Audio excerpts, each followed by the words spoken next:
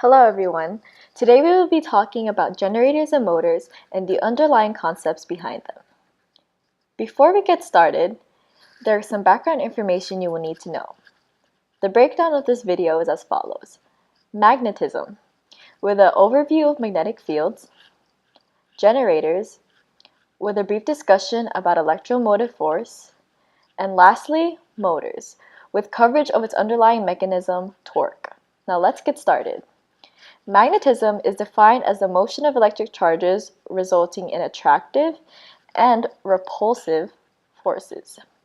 These forces are caused by the interaction between the north and south pole. A few things to note about magnets is that it contains a north pole that is negatively charged and a positively charged south pole. These poles cannot be isolated. Therefore, if a magnet were broken in half, these halves would both retain a north pole and a south pole, creating two new magnets. In terms of interaction, opposites attract and like charges repel. So north and south poles attract, and north, as well as south and south, repel. The relationship between the poles is what creates a magnetic field. The strength of a magnetic field can be expressed with field lines that denote the strength of a particular field. For example, the more lines there are, the stronger the field is, and the less lines there are, the weaker the field is. In terms of direction, the lines always point from north to south, or negative to positive. Now, in order for a magnetic field to exert a force on a single particle, it must be charged and it must be moving. This relationship can be expressed by the equation F equals QVB sine theta. F, which is the force, Q being the charge in coulombs, V being the velocity of the single particle in meters per second, B being the strength of the magnetic field in Tesla, and sine theta being the angle between V and B. Now you may be wondering, why are we working with angles? Well, to start off, you must know that F must be perpendicular to V, which must then be perpendicular to B. This means that we will not only be working with 2D, but 3D. Therefore, there will be an X, Y, and Z axis.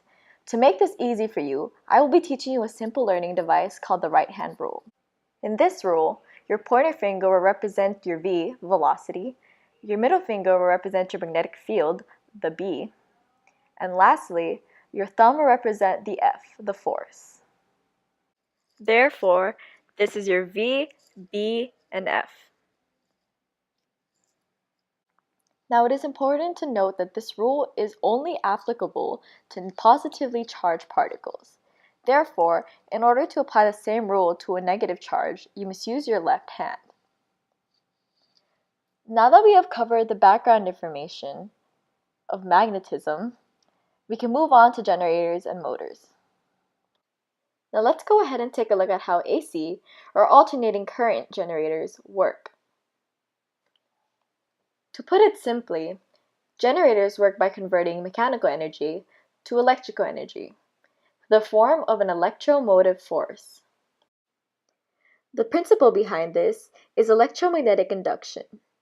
In electromagnetic induction, there is a relationship with the coil, represented in black, and the magnetic field, represented here by the blue dotted lines. This induces an electromotive force, an alternating current on the coil itself. Here is an illustration of a simple generator. On the top, we have strong permanent concave magnets, a coil or armature that will rotate due to mechanical input, two slip rings connected to the coil, and brushes that connect to the galvanometer, a device used to detect and measure electrical current. The galvanometer here will switch from right to left and vice versa on the meter, as a current is induced due to the constant change in magnetic field strength due to the rotation of the coil. Now I'm going to go ahead and show you a graph in order for you to get a visual on this phenomenon of induced electromotive force. In this graph, we have induced electromotive force on the y-axis and time on the x-axis. At time t, BA would be at a vertical position. The electric motive force at this point would equal to 0.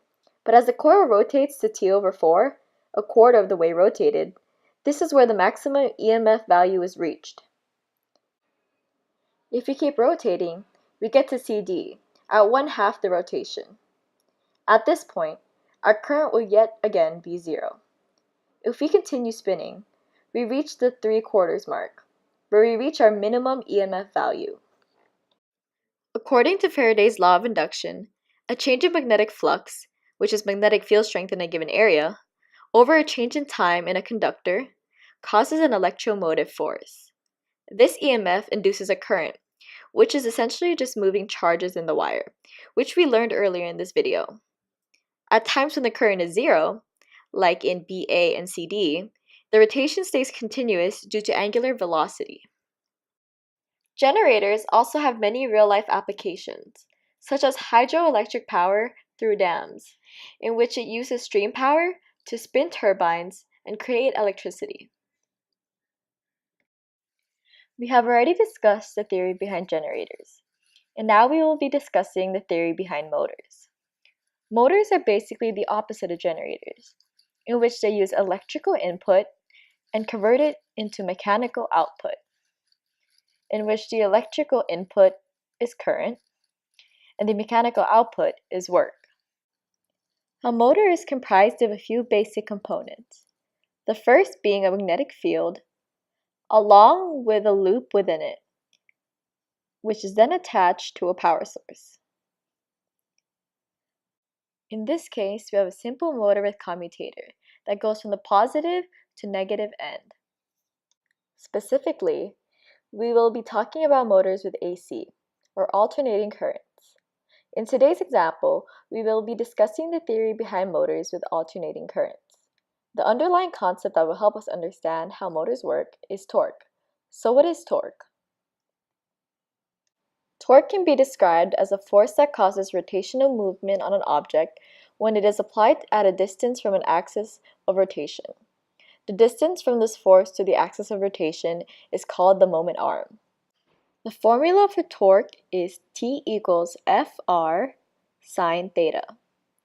In this case, theta is the angle between the force and the moment arm. So if there is a force being applied in this direction that has an angle theta, meaning it has a perpendicular component to the moment arm, then there will be rotational movement.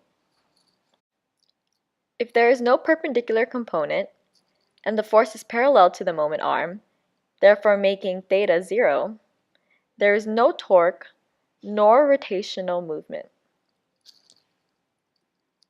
Now that we've gone over the basics, let's explain torque and how it applies to a motor. In this example, we have a motor composed of a loop placed in a magnetic field pointing in the negative x direction. The loop is connected to a power source, which in this case is an alternating current circuit. The current is pointing down on the left side of the loop and up on the right side of the loop. First, you have to determine the force the magnetic field produces on a loop. Using the formula for magnetic force on a loop, F equals ILB sine theta. That states that when we have a current being carried in a wire placed in a magnetic field, theta is the angle between the length of the wire carrying the current and the magnetic field, meaning a perpendicular component is needed.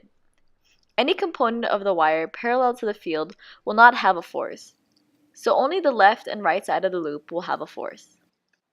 Using the right-hand rule, the force of the left side of the wire will be pointing out, and the right will be pointing in. The wire will then be pushed, and a torque will be generated along the axis of rotation, so the loop will rotate until it reaches a vertical orientation. Once it reaches that point, the moment arm will be parallel to the force, so torque is 0, because the angle between the moment arm and force is 0.